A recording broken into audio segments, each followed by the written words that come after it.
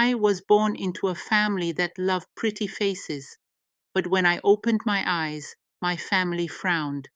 I had a dark mark on my cheek that looked like a cloud. They were disappointed and didn't want to look at me. I felt very sad, like a shadow in my own home, not wanted by anyone. As I grew up, people laughed and pointed at me. "Look at the girl with the mark," they would say. I learned to hide away, feeling invisible. I wish someone would see me and not just the mark. My heart hurt a lot, and I felt trapped in a world where no one wanted me. One sunny day, I went to a hot spring to feel better. I hoped the warm water would make me forget my sadness. While I was soaking, I closed my eyes and dreamed of being normal.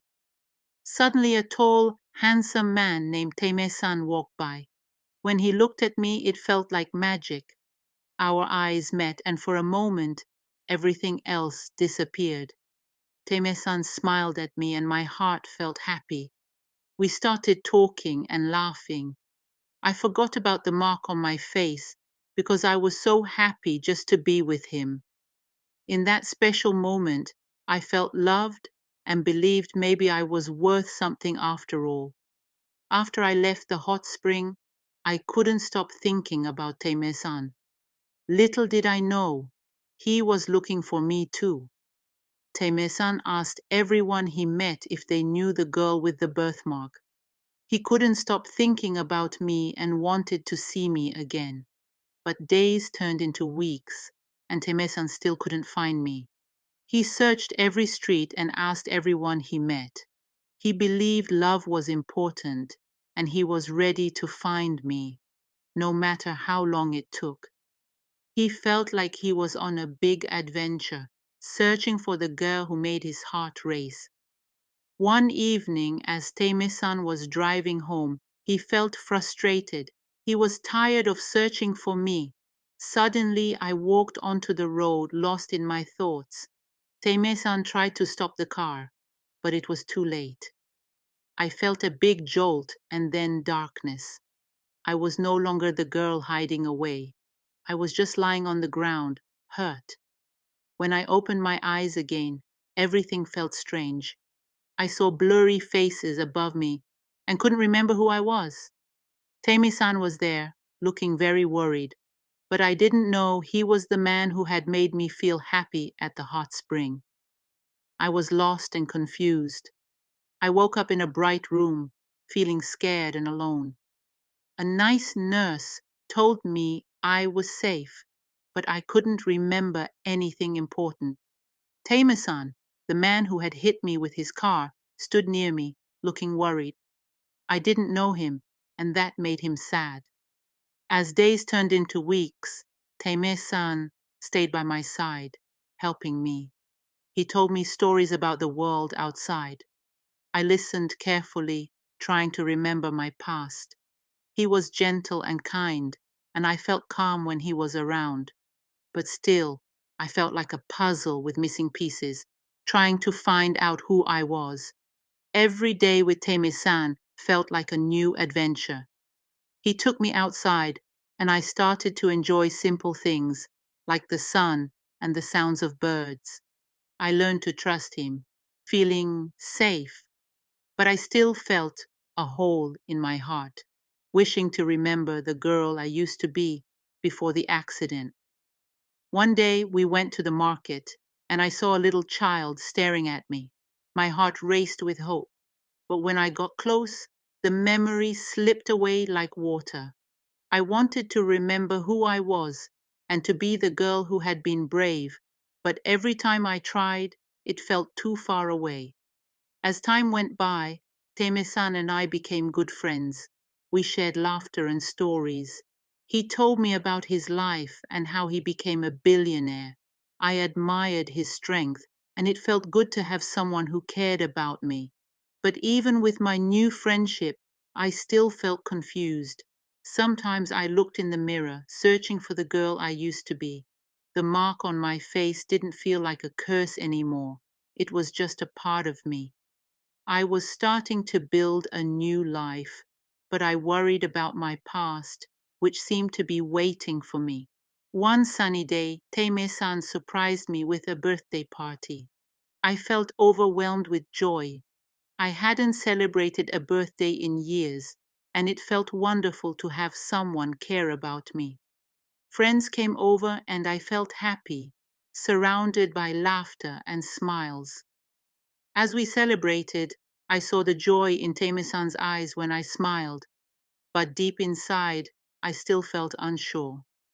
I wanted to enjoy my new life, but I worried my past might come back to haunt me. I hoped that someday I would find out what had happened to me and who I truly was. One evening, I found an old photo album in Tame-san's attic.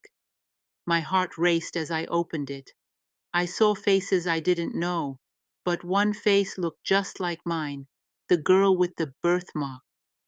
I gasped and realized it was me, the girl I had lost in my memory. Holding the photo made me feel strange.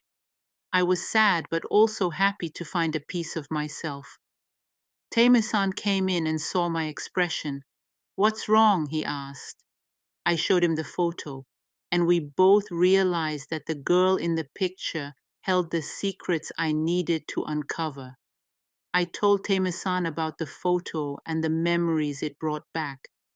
I explained how my family had rejected me because of my birthmark. Sharing my story felt good. I realized I had grown stronger since we first met. Tame-san listened and hugged me tightly, assuring me that my past didn't define who I was. But I still wondered, would my family accept me again? I had been so afraid for so long. Tame-san encouraged me to visit my family and confront my fears. I knew it wouldn't be easy, but with Tame-san by my side, I felt a little braver. With Tame-san, I decided to go back to my childhood home. As we drove there, my heart raced. I remembered the house, the laughter, and the hurt. Would my family welcome me, or would they turn me away again? When we arrived, I took a deep breath and stepped out of the car, feeling scared. Tame-san held my hand, giving me strength.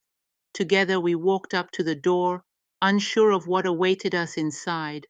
When my mother opened the door, her eyes widened in surprise. "Wura," she whispered, shocked to see me. I felt mixed emotions, sadness for the lost years and hope for acceptance. As I stepped inside, I felt like I was back in a place of love and rejection at the same time. Tame-san stood beside me, making me feel stronger. I took a deep breath and said, "I'm back. I want to be part of this family again." My mother's eyes filled with tears as she hugged me tightly, apologizing for the past. In that moment, I felt warmth in my heart. As the days went by, my family and I began to heal. We spent time talking, sharing stories about my life away from home. It felt good to laugh and cry together. I learned they missed me, and they understood my journey now. The mark on my face became a part of my story that helped me connect with my family. I realized that even though it had once been a symbol of rejection, now it showed my strength. Teme-san was always there, supporting me as we rebuilt our family ties. One night, while lying in bed, memories started flooding back. I remembered the laughter, the fun, and even the hurt. I realized I missed my old friends and wanted to reconnect with them. I wanted to be the brave girl again, no matter what. With Teme-san's encouragement, I decided to reach out to my childhood friends.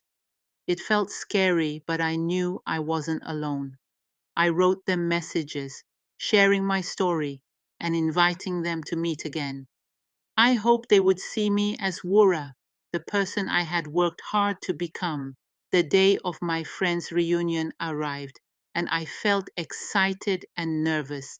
Teme-san held my hand tightly as we entered the cafe. I saw familiar faces, and it made me feel nostalgic. I recognized them right away, but they looked different, just like I did. When my friend Sarah saw me, her face lit up. She ran over, and we hugged tightly, feeling like no time had passed. I shared stories and laughter with my old friends, and for the first time, I felt like I belonged. I was back with people who cared about me. During the reunion, I could feel that some friends weren't sure about my return. A friend named Thomas finally asked, "Wura, how have you changed?" His question surprised me. I had changed a lot, but I wasn't ready for their questions. Taking a deep breath, I shared my journey, explaining how the accident made me realize the importance of love and friendship. I told them about my time with Tame-san and how he had helped me see my worth beyond my birthmark. Some friends listened intently, while others exchanged glances. I felt vulnerable, but also brave. I realized that my story wasn't just about the mark on my face, it was about overcoming rejection and finding love. Tame-san stood by my side, supporting me through every moment, making me feel strong and valued. As the evening went on, my friends began to open up too. They shared their own struggles and challenges over the years. I realized that everyone had their own battles, even if they didn't show it. We laughed, cried, and connected in ways we hadn't before. It felt good to know that we were all growing and learning, each in our own way.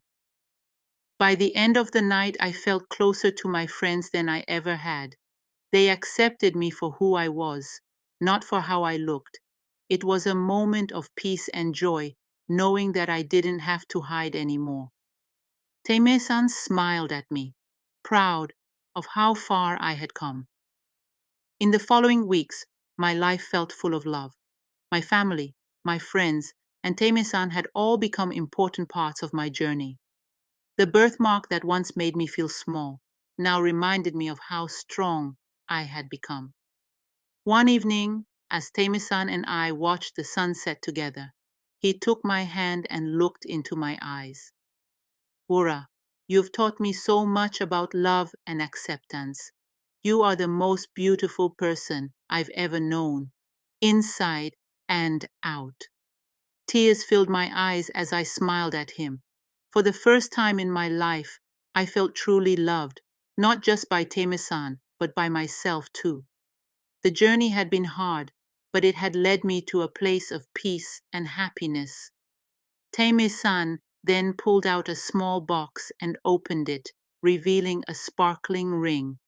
My heart skipped a beat as he knelt down on one knee.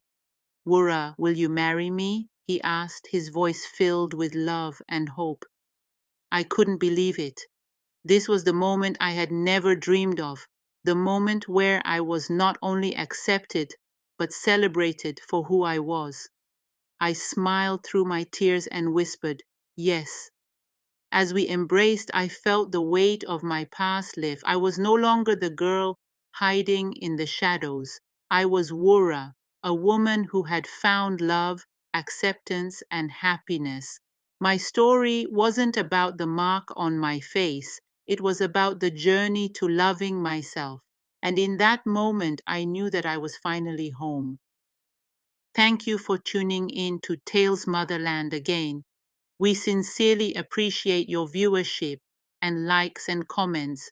Please be sure to hit the subscribe and like button and stay connected to us for new intriguing African stories and folktale. Once again, thanks for watching.